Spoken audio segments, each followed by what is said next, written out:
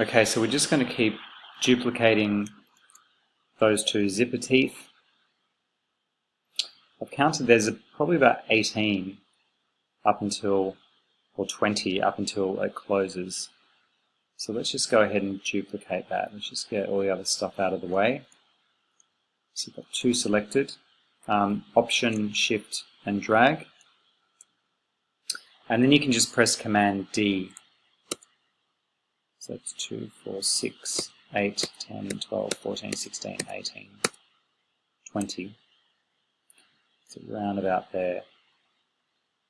So select all of those teeth and group those. And then we can just start moving those into place and scaling them a bit if we need to.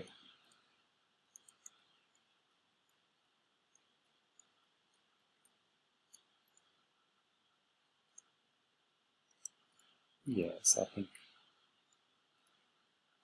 Okay, so we may need to add a few more in there. You can now just copy that lot there.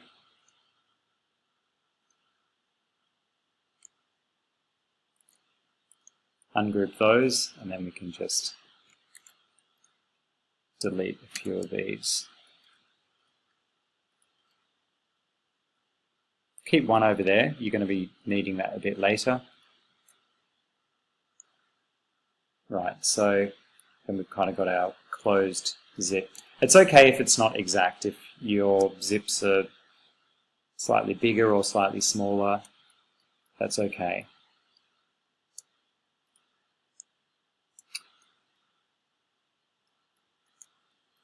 I'm just going to scale this down a little bit, and then we can bring this over here. Bring that to the front.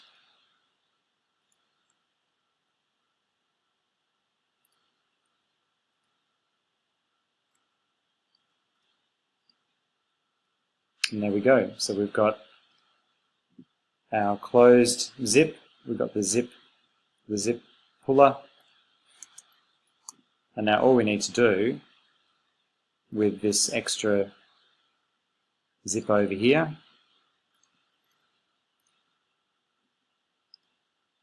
we can just slowly start to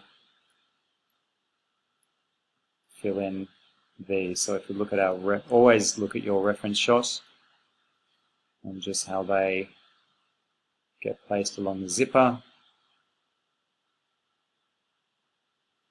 So you've kind of got more than half that are sitting on that backing. So let's just do that. And then we can slowly just, again, option, drag, option, drag, option, drag. And then you might need to just rotate these every few teeth just to get that curved effect. Okay, so I've completed all the zipper teeth on either side, and I've added the little stoppers at the top. So the next thing we're going to look at is, there's a few bits of detail here. There's sort of an overlocked edge here, and there's some stitching right down the center. We're just going to clean up just that backing as well. At the moment that looks a tiny little bit weird, so just going to select that and maybe just bring that in slightly.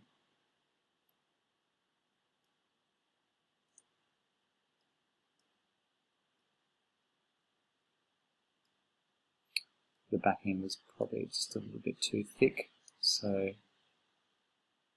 just a little adjustment of that.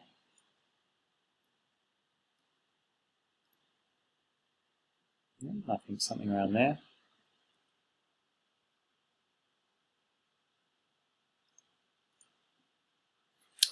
Just lock that and select your pen tool, and we're just going to draw a line down the center of that zip backing. doesn't have a fill. That has maybe a grey stroke, so maybe bring that down to, just so you can sort of see it, it's going to be just a very light line of stitching going through there. So I'm going to give that a 0.5 point stroke. And we're going to give that a dashed line. So it's probably about 1 point dash, 0.5 gap.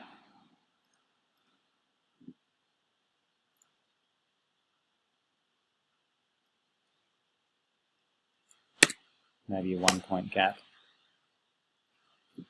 Yeah, I think just a small detail like that. Might even just increase that, a 2 point dash and a 2 point gap.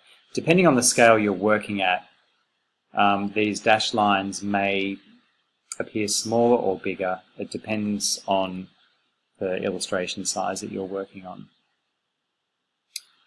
So we're just going to draw on this side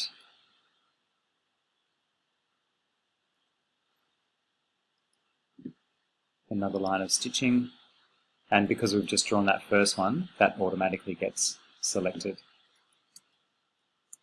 Okay, so the next thing we're going to look at is just this little overlocked edge.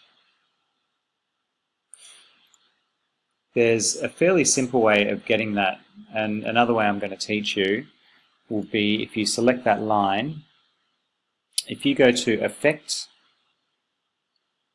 Distort and Transform, and Zigzag.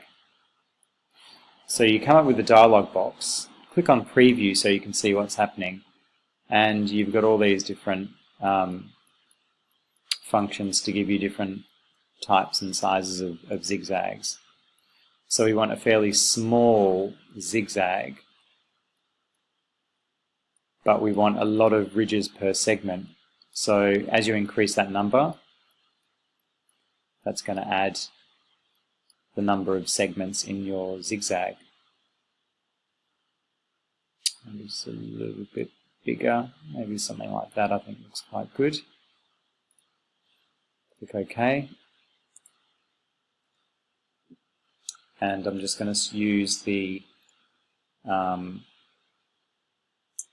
stitching color we had from the first lot, although that looks a little bit light. So just choose your color palette or go to Window, Color, and you can just make that slightly darker. Maybe something around there. There, so that's basically how you get the zipper detail. The other details you should add in, I mean, you can add in the little bit of white lining you can see through there. There's a few basic shadows you could add in.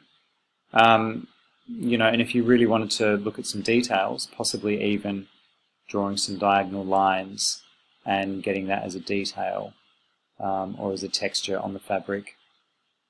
But they're all going to use the basic tools, the pen tools, or the shape tools, and just filling it with different shades and colors.